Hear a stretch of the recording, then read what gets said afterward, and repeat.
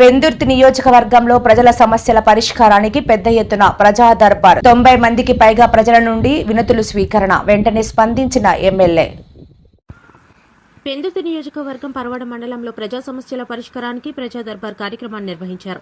MLA Panchakarla Ramesh Babu ప్రజల నుండి వచ్చిన వినతులను స్వీకరించి వాటికి త్వరితగతిన పరిష్కారం చూపిస్తామని హామీ ఇచ్చారు.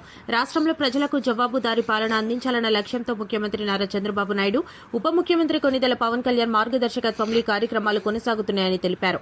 పరవాడ మండల ప్రజా పరిషత్ కార్యాలయంలో నిర్వహించిన ఈ ప్రజా దర్బార్ కార్యక్రమంలో పలు గ్రామాలకు చెందిన ప్రజలు పాల్గొన్నారు. సుమారు 90 మంది ప్రజలు తమ సమస్యలను అర్జీల రూపంలో సమర్పించారు. వాటిని స్వీకరించిన ఎమ్మెల్యే పంచకర్ల రమేష్ బాబు ప్రతి వినతిని క్షుణ్ణంగా పరిశీలించి పరిష్కారానికి కృషి చేస్తానని హామీ ఇచ్చారు. ఈ సందర్భంగా మాట్లాడుతూ ప్రజలకు జవాబుదారీతనం కలిగిన పాలన అందించడమే ప్రభుత్వ లక్ష్యమని తెలిపారు. ముఖ్యమంత్రి నారా చంద్రబాబు నాయుడు, ఉప ముఖ్యమంత్రి కొనిదెల పవన్ కళ్యాణ్ ఆదేశాల మేరకు ప్రతి నెల ప్రతి వారం ప్రజా దర్బార్ నిర్వహిస్తూ సమస్యలకు తక్షణ పరిష్కారం చూపుతున్నామని వెల్లడించారు. ప్రజా దర్బార్లో ఎక్కువగా రెవెన్యూ సంబంధిత సమస్యలు వచ్చినట్లు తెలిపారు. భూ వివాదాలు, పట్టాదారు పాస్ పుస్తకాలు, నివాస స్థలాల క్రమబద్దీకరణ అంశాలపై ప్రజలు వినతులు సమర్పించినట్లు చెప్పారు. ప్రజా దర్బార్లో వచ్చిన అన్ని సమస్యలకు పరిష్కారం చూపుతామని హామీ ఇచ్చిన ఎమ్మెల్యే పునరావృతం అవుతున్న సమస్యలపై అధికారులు ప్రత్యేక దృష్టి సారించాలని సూచించారు. రాష్ట్రంలో నిరుద్యోగులకు ఉపాధి అవకాశాలు పెంచే దిశగా ప్రభుత్వం చర్యలు తీసుకుంటోందని తెలిపారు. ఈరోజు ఏదైతే రాష్ట్ర ప్రభుత్వం ప్రజలకి జవాబుదారీగా ఉండాలి, ప్రజల దగ్గరికి వెళ్ళి సమస్యలు తెలుసుకోవాలని గౌరవ ముఖ్యమంత్రి నారా చంద్రబాబు నాయుడు గారి సంకల్పం, గౌరవ ఉప ముఖ్యమంత్రి పవన్ కళ్యాణ్ గారి సంకల్పం ఏదైతే ఉందో దానిలో భాగంగా ప్రతి వారం ప్రతి నెల ప్రజల నుంచి అర్జీలు తీసుకుంటాం.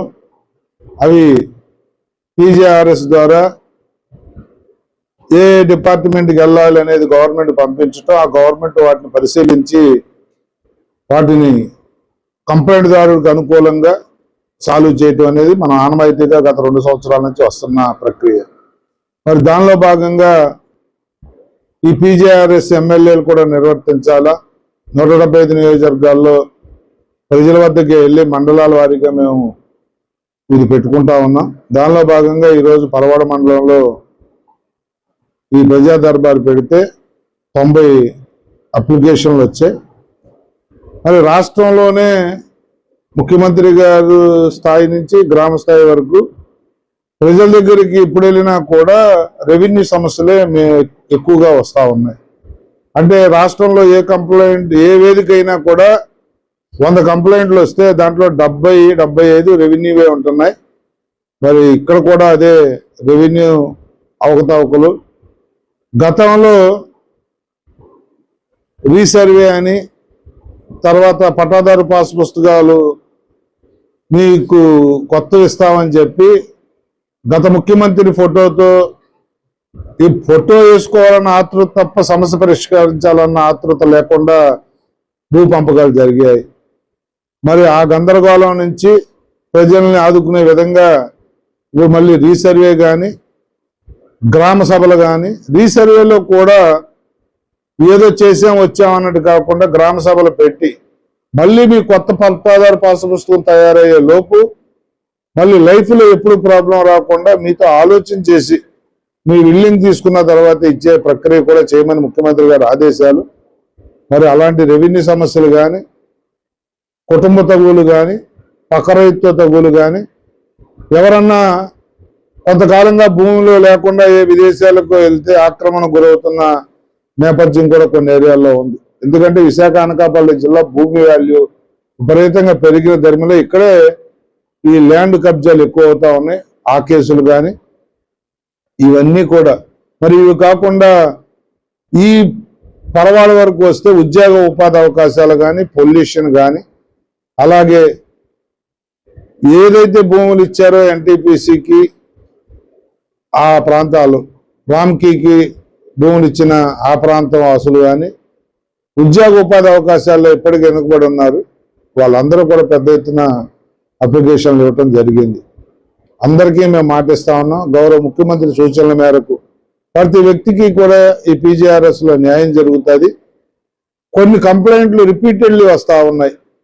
వారికి కూడా మా సూచన ఏంటంటే, ఒకసారి అవ్వదు అనుకున్నది దాన్ని మళ్ళీ మీరు పెట్టినా కూడా మొదట వచ్చిన ఆన్సరే వస్తుంది.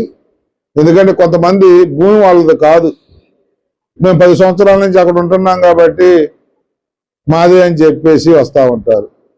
అంటే రెవెన్యూ రికార్డు ప్రకారం భూమి వస్తుంది తప్ప నువ్వు 10 సంవత్సరాలు 5 సంవత్సరాలు ఆ స్థలంలో ఉంటే నీది అయిపోదు అనేది కూడా ఆ వ్యక్తి గమనించాలని చెప్పి కొన్ని కంప్లైంట్లు రిపీటెడ్లీ వస్తుంటే అధికారులకు కూడా ఎలా సాల్వ్ చేయాలో తెలియకుండా ఇబ్బంది పడుతున్న నేపథ్యం ఉంది. దయచేసి కంప్లైంట్ ఇచ్చేవాళ్ళు కూడా బాగా ఆలోచనతో రావాలని చెప్పి మనవి చేస్తా ఉన్నా. ఇది రాష్ట్ర ప్రభుత్వం ఒక చిత్తశుద్ధి. ఎన్డీఏ కూటమి అధికారంలోకి వచ్చినప్పటి నుంచి కూడా అనునిత్యం కూడా మీకు సంక్షేమం కానీ, అభివృద్ధి కానీ, ఉద్యోగ ఉపాధి అవకాశాలు కానీ మీకు చేయాలన్న తలంపుతోనే కార్యక్రమాలన్నీ తీసుకోవటం.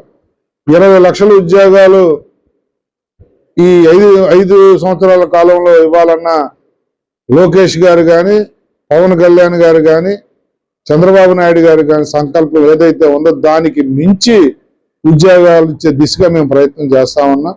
మనకు దగ్గరకు వస్తున్న పరిశ్రమలు కానీ, ఐటీ కంపెనీలు కానీ అన్నిట్లో కూడా మనకి ఈ ప్రాంతం వాళ్ళకే టాప్ ప్రయారిటీ ఇస్తామని కూడా నిన్న గూగుల్ మీటింగ్లో కూడా భూమి పూజ కార్యక్రమంలో కూడా ముఖ్యమంత్రి గారు చెప్పడం జరిగింది.